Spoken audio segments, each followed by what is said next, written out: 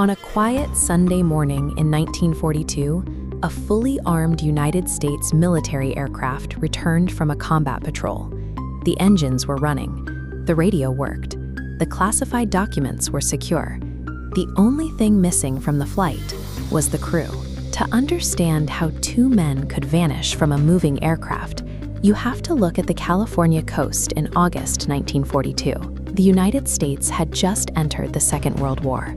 After Japanese submarines successfully shelled an oil field near Santa Barbara and a military fort in Oregon, the West Coast was completely gripped by the fear of an imminent invasion. The Navy needed a way to spot enemy submarines before they could strike. Fast-moving planes couldn't linger over suspicious targets, so the military turned to L-class blimps.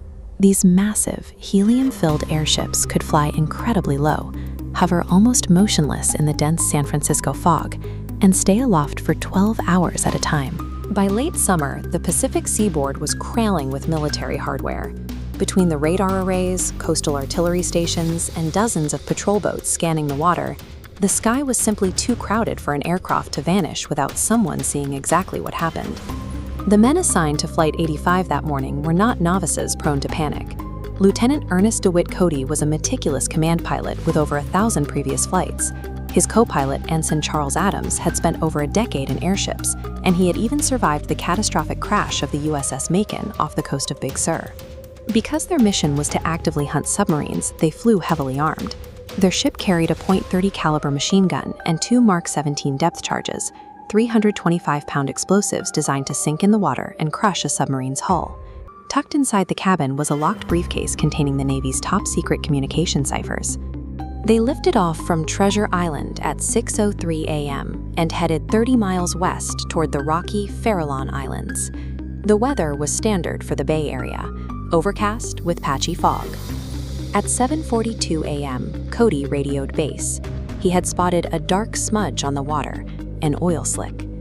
In 1942, an oil slick usually meant a damaged or venting enemy submarine lurking just beneath the surface. Cody calmly transmitted, "Am investigating suspicious oil slick. Stand by." Down on the water, crews of two civilian ships, a Liberty cargo ship and a fishing trawler, watched the massive blimp descend to about 30 feet above the waves. They watched the airship tightly circle the oil slick and drop two smoke flares to mark the target. The engine sounded perfectly fine. The blimp's movements were controlled. Up until the very last second of their recorded flight, Cody and Adams executed standard military protocol exactly as they were trained. Back at the base, radio operators waited for Cody's follow-up report. It never came. At 9 a.m., the civilian sailors on the water noticed the blimp stop circling. Without warning, the airship dumped a heavy load of ballast, pitched upward, and shot rapidly into the clouds. As a blimp ascends, the helium inside expands. If it rises too high, the gas will burst the fabric. To prevent this, relief valves automatically pop open. Having breached pressure height, the airship vented massive amounts of lifting gas, beginning a slow, sagging descent toward the mainland. By 11:15 a.m., the drifting derelict reappeared over the coastline. Thousands stopped in their tracks to watch the surreal spectacle. The massive envelope, now folded into a severe V-shape, scraped against telephone poles and dragged its mooring lines across suburban rooftops. Gravity finally pulled the exhausted ship to the ground.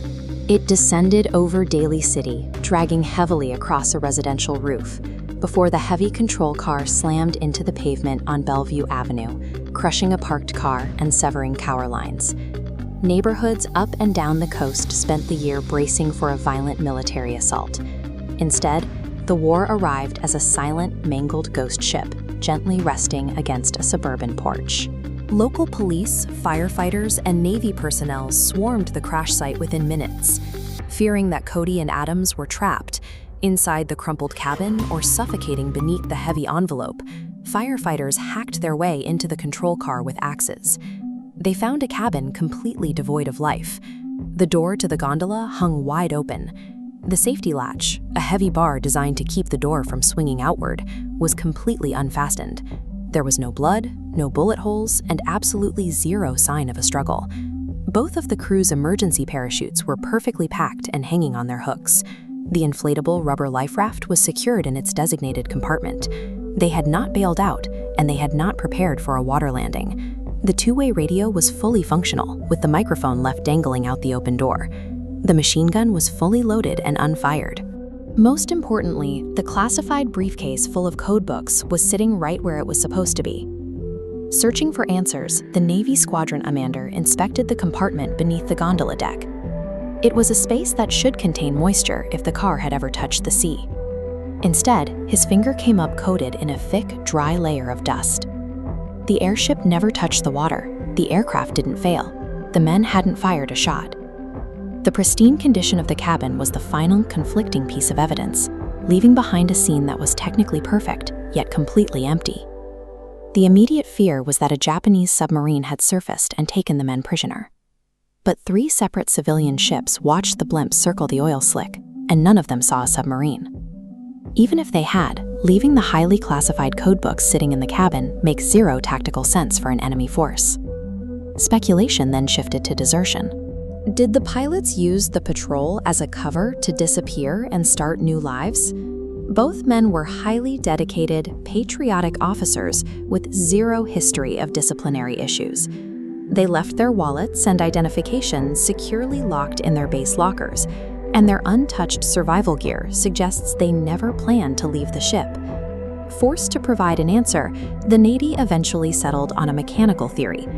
The official stance posits that while investigating the oil slick, one man opened the door to drop a smoke marker. He slipped in the turbulent air, the other pilot rushed to help him, and both men tragically tumbled out the door and into the Pacific. But this theory ignores a glaring piece of physical evidence.